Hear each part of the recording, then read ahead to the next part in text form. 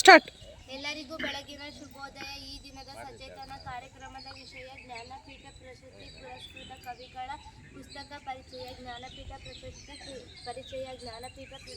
ಭಾರತದ ಸಾಹಿತಿಗಳಿಗೆ ಸಲ್ಲುವ ಅತ್ಯಂತ ಪ್ರತಿಷ್ಠಿತ ಪ್ರಶಸ್ತಿ. ಭಾರತ ಸಂವಿಧಾನ 8ನೇ ಅನುಸೂಚಿಯಲ್ಲಿರುವ 22 ಭಾಷೆಗಳಿಗೆ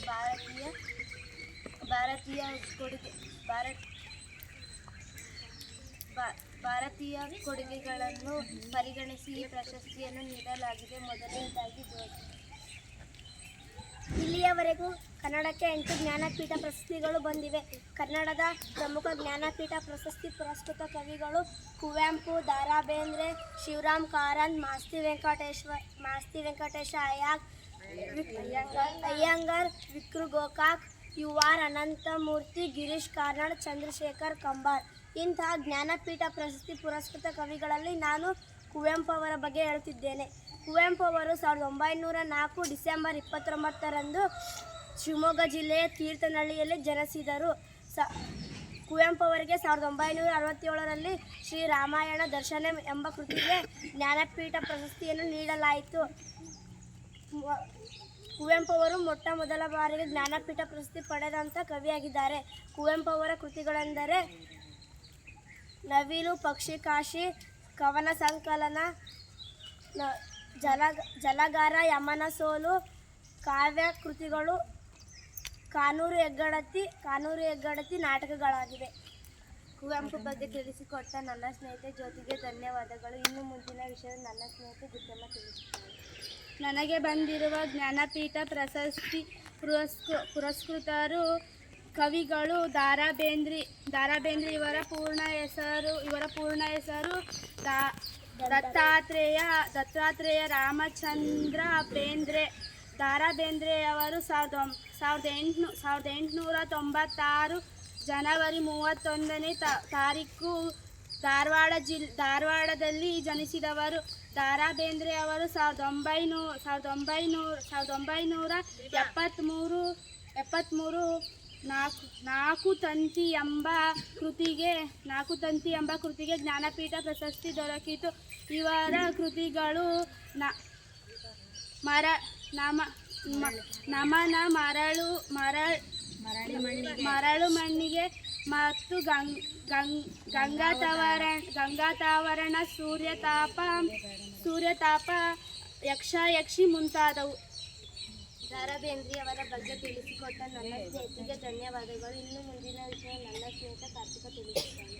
ನಾನು ಹೇಳುತ್ತಿರುವ ಜ್ಞಾನಪೀಠ ಪ್ರಶಸ್ತಿಯ ಪುರಸ್ಕೃತ ಕವಿ ಶಿವರಾಮ್ ಕಾರಂತ್. ಇವರು ಅಕ್ಟೋಬರ್ 10, 1902ರಲ್ಲಿ ಉಡುಪಿ ಜಿಲ್ಲೆಯ ಸಾಲಿಗ್ರಾಮದಲ್ಲಿ ಜನಿಸಿದರು. ಶಿವರಾಮ್ ಕಾರಂತ್ ಅವರು ಮೂಕಜ್ಜಿಯ ಕನಸುಗಳು ಎಂಬ ಕೃತಿಗೆ 1977ರಲ್ಲಿ ಜ್ಞಾನಪೀಠ ಪ್ರಶಸ್ತಿ ಬಂದಿದೆ.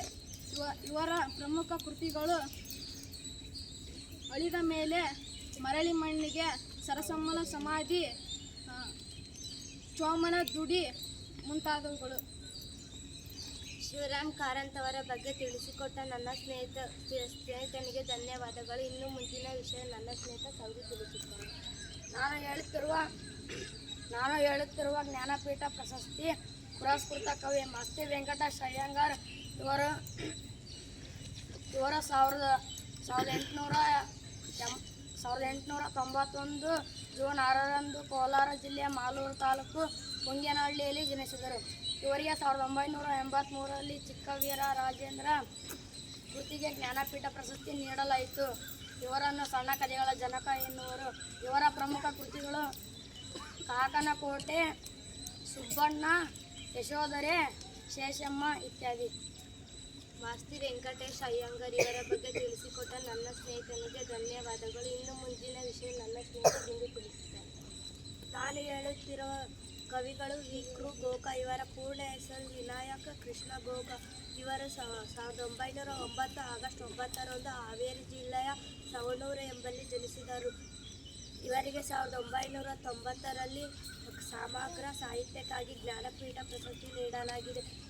ಇವರ ಪ್ರಮುಖ ಕೃತಿಗಳು ಈಜೋಡು ಪಯಣ, ಏರಿಳಿತ, ಸಮುದ್ರಯಾನ, ಸಮರ ಸೇವೆ, ಜೀವನ ಇತ್ಯಾದಿ. ವಿಕ್ರು ಗೋಕಾಕ್ ಅವರ ಬಗ್ಗೆ ತಿಳಿಸಿಕೊಟ್ಟ ನನ್ನ ಸ್ನೇಹಿತರಿಗೆ ಧನ್ಯವಾದಗಳು. ಇನ್ನು ಮುಂದಿನ ವಿಷಯವನ್ನು ಪವನ ತಿಳಿಸುತ್ತಾನೆ. ನಾನು ಹೇಳುತ್ತಿರುವ ಕವಿ ಯು ಆರ್ ಅನಂತಮೂರ್ತಿ ಅವರು. ಇವರು ಡಿಸೆಂಬರ್ 21, 1932ರಂದು ಶಿವಮೊಗ್ಗ ಜಿಲ್ಲೆಯ ತೀರ್ಥಹಳ್ಳಿ ತಾಲೂಕಿನ ಮೇಳಿಗೆ ಎಂಬಲ್ಲಿ ಜನಿಸಿದರು.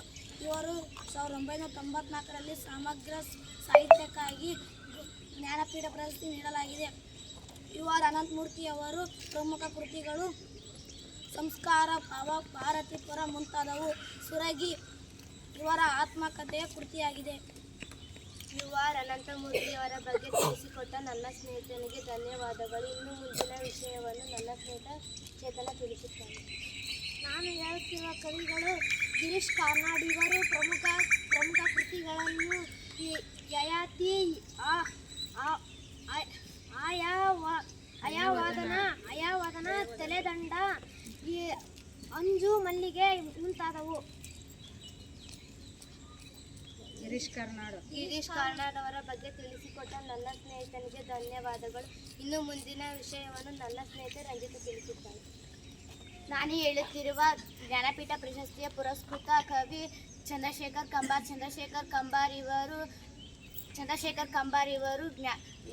ಜನವರಿ 2, 1937ರಲ್ಲಿ ಬೆಳಗಾವಿ ಜಿಲ್ಲೆಯ ಕೋಡಿಗೆರೆಯಲ್ಲಿ ಜನಿಸಿದರು. ಇವರಿಗೆ 2010ರಲ್ಲಿ ಸಮಗ್ರ ಸಾಹಿತ್ಯಕ್ಕೆ